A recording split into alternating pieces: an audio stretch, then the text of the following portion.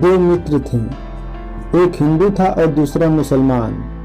एक का नाम अभय था और दूसरे का नाम इकबाल था। दोनों में काफी गहरी मित्रता थी। दोनों अपना ज्यादातर समय साथ ही बिताया करते थे। बातों बातों में वे एक दूसरे से कहा करते थे कि जो मित्र मुसीबत में साथ छोड़ दे वह मित्र कैसा। मित्रता के संबंध में जैसी उनकी बातें थीं, ठीक वैसा ही उनका कर्म भी था। दोनों मित्र हर सुख दुख में एक दूसरे के काम आते रहते थे। कोई भी परेशानी मुसीबत पड़ने पर दोनों एक दूसरे की मदद के लिए सदैव तत्पर रहते थे। एक बार की बात है, अभय की मां की तबीयत बहुत खराब थी। उन्हें किसी भयानक रोग ने अपना शिकार बना लिया था। ऑपरेशन अति आवश्यक था। 90,000 रुपए ऑपरेशन में लगने थे। अभय बड़ा करते करते 40,000 रुपयों का ही जुगाड़ कर पाया था। वह हॉस्पिटल में मुंह लटकाए अपनी मां के पास बैठा था, तभी इकबाल वहां पहुंचा। इकबाल को देखते हुए अभय की आंखों से आंसू छलक आए। वह इकबाल से लिपट कर रोते हुए बोला, भाई, मां के ऑपरेशन के लिए 90,000 रुपयों की जरूरत है। मैं बस 40,000 का ही बंदोबस्त कर पाया हूँ। बाकी के 50,000 मैं कहाँ से लाऊं? अगर पूरे पैसे जमा नहीं हुए तो मां का ऑपरेशन नहीं हो पाएगा, फिर मां को बचाना असंभव हो जाएगा। कल पैसे जमा करना जरूरी है।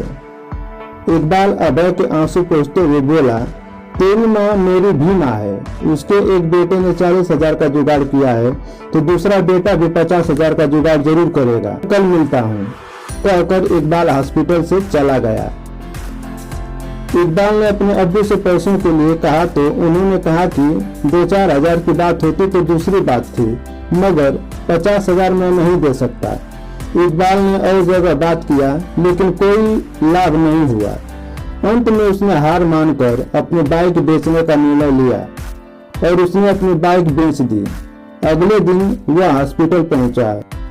उसने अभय के हाथ पे रुपयों का बंडल रखते हुए कहा, 55,000 हैं, 40 तुम्हारे, 55 मेरे।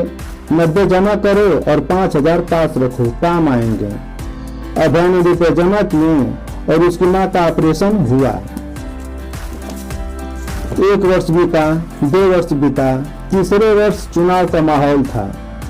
किसी बड़े नेता के भड़काऊ भाषण के चलते शहर के हिंदू और मुसलमानों के बीच बहस छिड़ गई। बहस ने गुस्से का रूप लिया, गुस्से ने झगड़े का और झगड़े ने दंगे का रूप ले लिया। देखते ही देखते मुसलमानों और हिंदुओं में मारपीट लूटपाट सब शुरू हो गया। एक स्थान पर कुछ हिंदू इकबाल को मारने के लिए घेरने लगे। यह हिंदू बाहुल्य क्षेत्र था।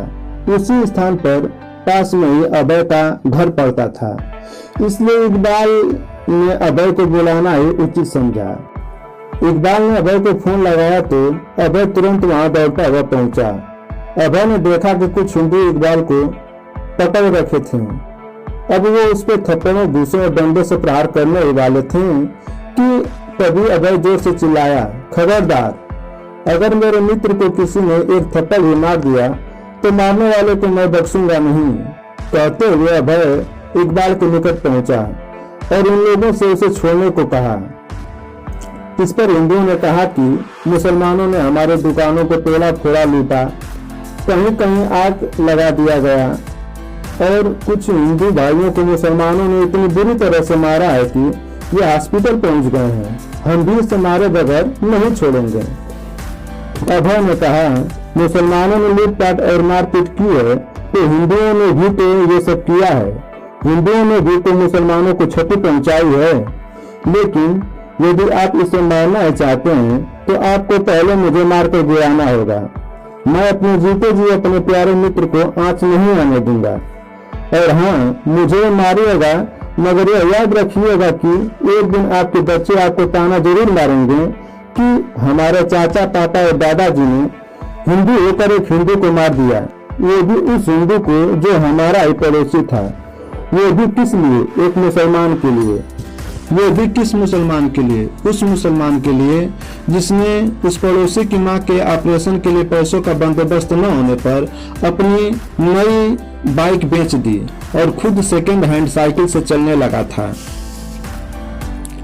भावुक कर देने वाले हृदय स्पर्शी शब्दों को सुनकर क्रोधित हिंदुओं का गुस्सा उड़नछू हो गया। उनमें से एक बोला, छोड़ दो इसे, यह आदमी अच्छा मित्र होने के साथ साथ अच्छा इंसान भी है। इसने एक बार मेरी भी मदद की थी।